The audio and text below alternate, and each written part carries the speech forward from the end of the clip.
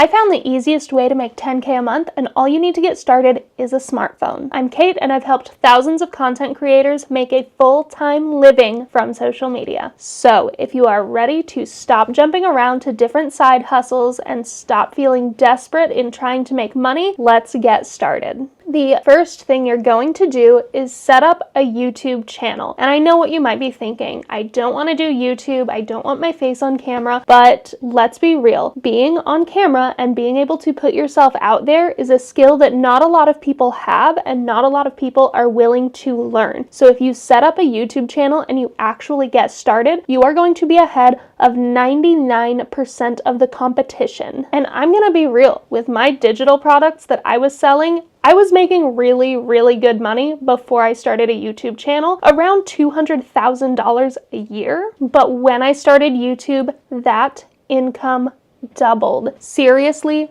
doubled. I'm not even kidding. It changed my life. And so getting on YouTube is the first step. Even if right now you just need to sign up and create a channel and start designing it, do it. If you stick with it, it will change your life. Of course, I don't want you to just be posting random content on your YouTube. YouTube is not for whatever video content you have available, which is what a lot of people see it as. YouTube is for curated content that you work hard on. Thankfully, that means you don't have to be posting every single day. Like with short form video, you can make one video a week and do really well with it. Trust me, I know. And to talk about how we're making our YouTube content, our long form content, I want to talk about short form content. And if you know anything about me, you know that I help thousands of content creators make a crap ton of money with short form video. So we're going to actually use these short form video strategies for our YouTube channel. If you're not an elderly woman in her 30s like I am, you might not remember when Vine was invented, when Vine came on the scene with something totally new, which was short form video content. If you're not familiar, Vine was a platform where every video had to be 7 seconds long or less.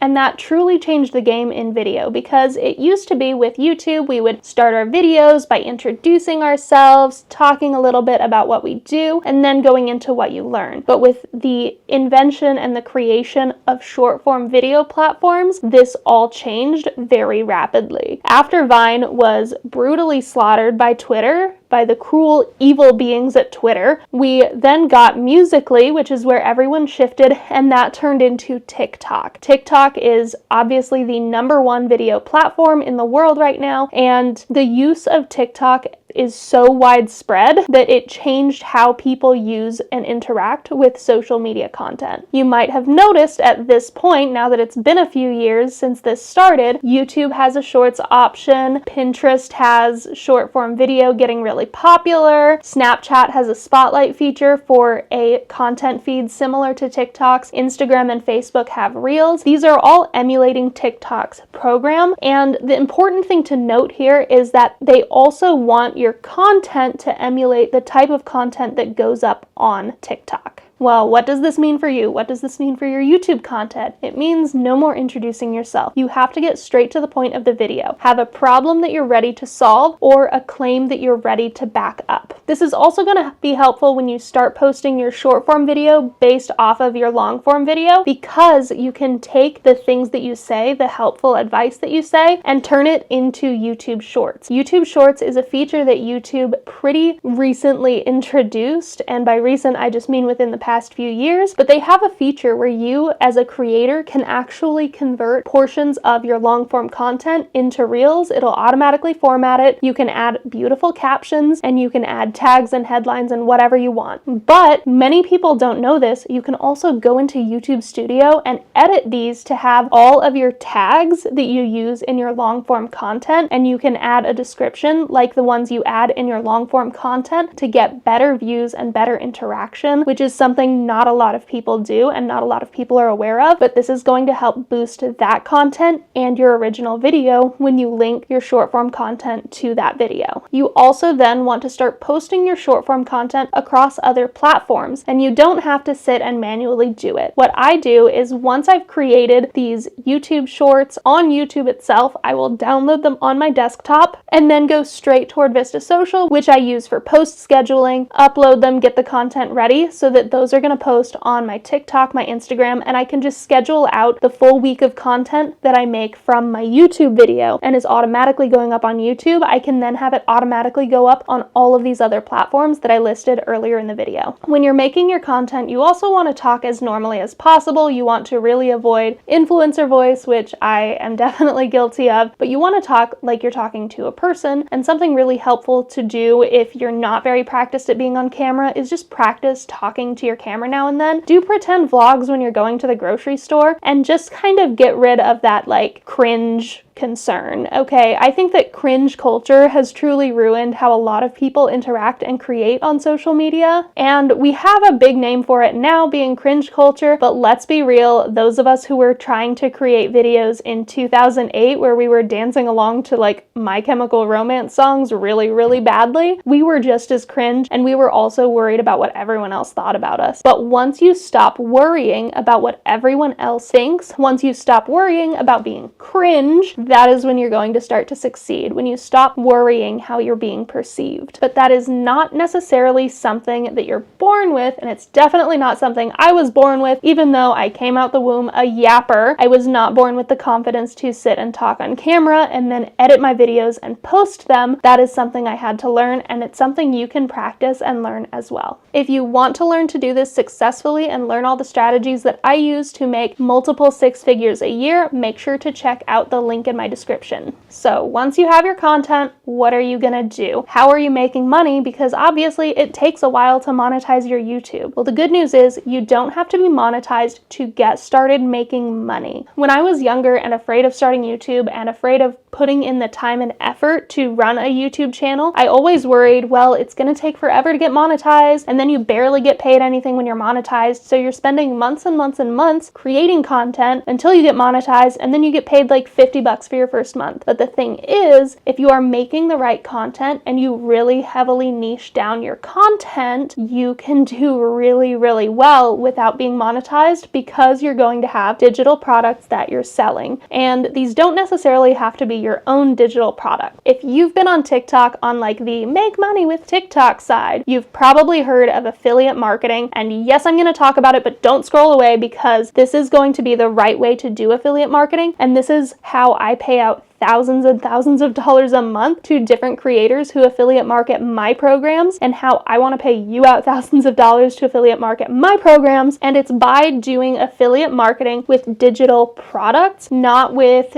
cheap, made in China, really crappy quality TikTok shop products. So some of the pros of affiliate marketing is that it's super easy to get into, especially when you find a program, especially when you take Kate Hall's courses, and then you can automatically become an affiliate. Who said that? Not me. It's also really fast. You can get started and start making money very quickly, because once people start purchasing those products through your links, then you are going to start making money. And it can pay very well if you're trying for higher ticket products. I personally never sign up as an affiliate for anything where my affiliate earnings is going to be less than like $20 a product, which is again why I don't do like TikTok shop affiliate, because I don't want to sit here trying to sell hundreds and thousands of $5, $10, $15 products at the lowest price that I can possibly get them to sell for, right? I want to make a lot of money, and I want to do it with proven programs that give people results. So for example, if you hear me talking about Vista Social and then check my description and happen to see a link for Vista Social, that's one of my affiliate programs, but it's because it's something I actually use and it's something that I know gets results. In my career as an author, which is totally separate from all of this, I also have different affiliate products that I push that are things that helped me make money with my author career. Some of the cons of affiliate marketing, however, are first, you have no control of the product. So if the creator has a total social media meltdown and starts saying slurs, you have been pushing their product, and that can be really rough when you have to backtrack and say that like you're no longer supporting this person, you're removing your affiliate links, etc. And even without all of that, payouts can can be pretty slow with affiliate products. Most affiliate programs have a payout threshold, so it can be a little bit more frustrating when you're not seeing those payments right away. But again, those thresholds tend to be like $100, and if you're not selling anything that's less than a $20 payout for you, you're going to see a much higher payment frequency because you don't have to worry so much about that payout threshold. Of course, if you are doing affiliate products, or if you don't want to do affiliate products, there's always another option, which is digital products, and it's creating your own digital products. This is what I actually started doing before I started doing affiliate marketing. I had my own digital products that I was selling. However, when I didn't have a product that quite matched, I would then lean into affiliate products. And for example, in my content, I might just say, if you want to learn more about writing a book, check out the link below. And I would have that affiliate link. But then once I had my own product on writing a book, I changed out that affiliate link for my own product link because I knew that it would get people on my mailing list